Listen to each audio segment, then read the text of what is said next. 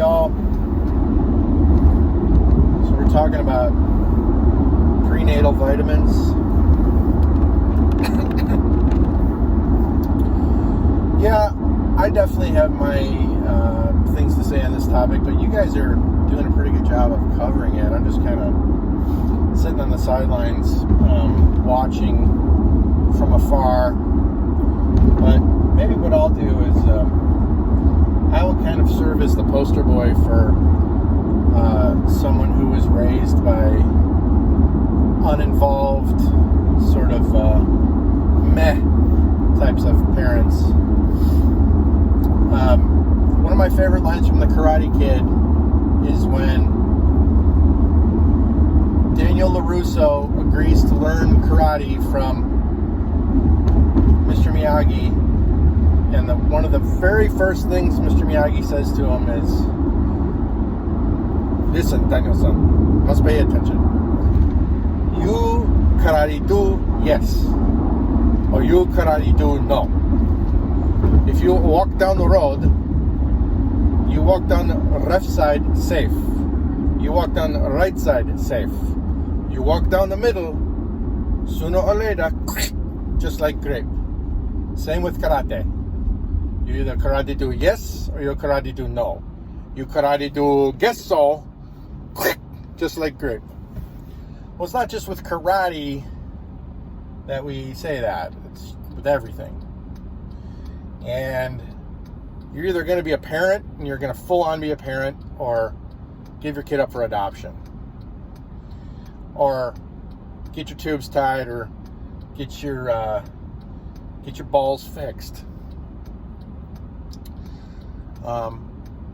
My parents were in a generation where they're boomers, and the norm was to get married fairly early to mid-20s. If you were in your late 20s, early 30s, and you weren't married yet, the hope was pretty much gone for you back then. There's something wrong with you because you didn't get married. So there's a lot of social pressure, not only to get married fairly early, fresh out of college, but to start having children right away. And the problem with that is you had, during that generation, you had the whole 60s revolution going on, the whole freedom, you should be able to do whatever you want, man. You should be able, if you want to go to Africa and grow weed, then you should do that, man. And so people were getting pulled in several different directions back then. They were getting influenced by their greatest generation parents to get married and have children very early. They're also getting influenced by the culture, which said, if you don't like to do something, then don't do it. If you want to do something, then do it. Like, if it feels good, do it. If it doesn't feel good, don't do it, type of a thing. And I think what the boomers did was they combined those two philosophies, and it was pretty catastrophic results. Because they started out with we're going to have kids, it's going to be great, we're going to be married, and then what happened? It got hard. And then, oh, wait a minute, me and my wife fight every once in a while. I don't like that. Oh, this kid needs his diaper changed every once in a while, and when I tell him to do stuff, he says no, and he cries all the time, and he wakes up in the middle of the night. Oh, man, this is hard work.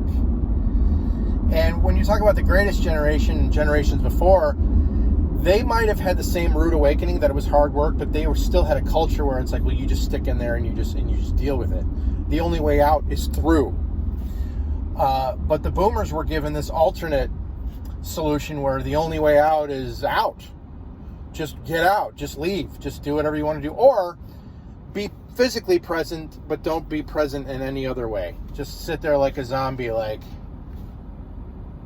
when your kid needs your attention, you're just like, I just don't have the energy. I just like plop him down in front of the TV so he has someone to watch, something to listen to, something like some colors and shit just like flashing out in his face. So that's what they did.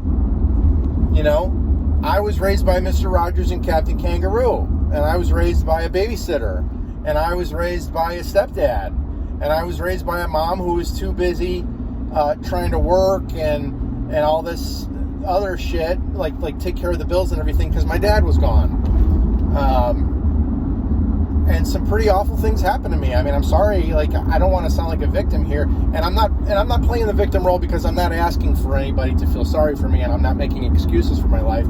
But I think if you're not asking people to feel sorry for you, and you're not making excuses, I think it's okay to acknowledge the fact that you are a victim, because everybody's a victim to a degree. But to focus on it is not a good thing. But I think what I want to say is the abuse that I suffered just about every kind of abuse that you can imagine, physical, emotional, and other.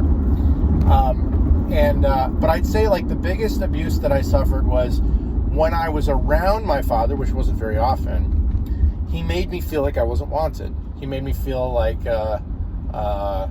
you guys were from my first marriage, and a child support check takes care of you. I have my new wife and my new kids here, and I'm not going to mess them up like I messed up with you. I'm going to be with my new family. I'm going to be my kids' baseball coach, and I'm going to be husband of the year and father of the year. And you, Shafe, you and your brothers are just like this $400 check that I have to write every month. And that's what it was. That's what it was. And again, I'm not asking anybody to feel sorry for me. I'm telling people that it affected me deeply, and to this day, as a 50-year-old, it affects me. It affects me deeply. Deeply. And how am I with my own kids? I mean, I am, compared to my dad, I'm father of the year, but, I don't overcompensate in the way that my dad did with his second family. Like, he really tried to be like the super dad with them, but he could have chilled out a little bit with them if he would have given some of his energy and his time and his resources to us, other than just some financial resources that he was legally obligated to do, by the way. So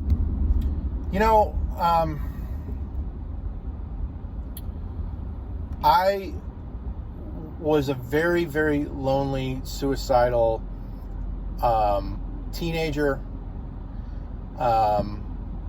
Dabbled in drugs. Wasn't too bad. I wasn't like addicted to anything, or I didn't do anything crazy. I was severely depressed. Didn't find my way for a very long time. A lot of the kids that I grew up with and went to high school with were graduating college by the time I was just figuring out that I wanted to go to college. A lot of people sort of, their parents were a huge sort of launching pad for them. And that's what parents should serve as a loving, nurturing, safe launching pad for your kids. Your parents shouldn't be all wrapped up in their own wants and needs and constantly letting you know that you are in their way and all that, which my stepfather made me feel like that all the time.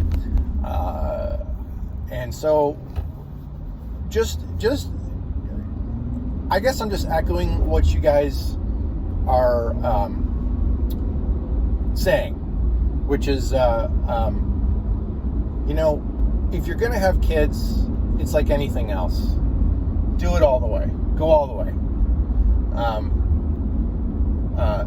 And if you don't, you're a fucking loser. If you decide to have kids and just, plop them down in front of the TV or tell them how much they piss you off all the time instead of, nurturing them and loving them and helping to develop them and taking them outside and playing catch with them or if you have I don't really know what it's like to have a daughter because I don't have one, but whatever daddies do with their daughters, right? Play, pretend you're drinking tea or whatever, take them to the daddy-daughter dance, all the things that daddies do with their daughters. And if you're not really interested in doing that kind of stuff, then give them up for adoption because they need it. They need it as much as you needed it growing up. Whether you got it or not, you still needed it. Bye.